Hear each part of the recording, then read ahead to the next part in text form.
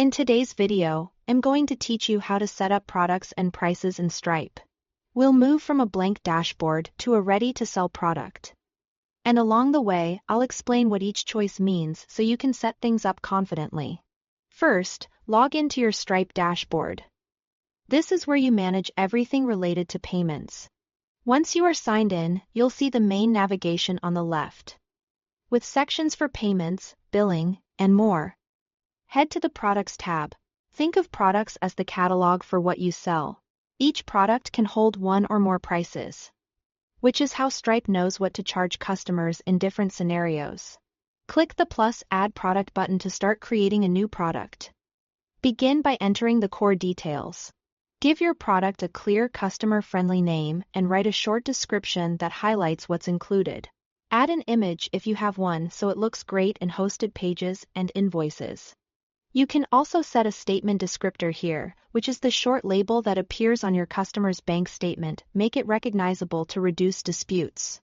If applicable, choose a tax code that best matches your item so taxes are calculated correctly. Next, configure your pricing. Start with a price name. This is a label for you and your customers, like monthly plan or one-time purchase, especially helpful if a product will have multiple options. Choose a pricing model. Standard is a flat rate per purchase. Package charges by units, perfect for selling seats or credits. Graduated creates tiered pricing where different ranges have different rates. Volume applies a single rate based on the total quantity purchased. Pick the model that mirrors how you want to bill. Set the amount and currency. Enter the exact price customers will pay and select the currency you want to charge in. Double check this, as it determines how totals appear on invoices and checkout. Decide whether this is recurring or one-time. Recurring sets up a subscription that renews automatically at the interval you select, while one-time charges the customer a single time. When everything looks right, click Add Product to finish.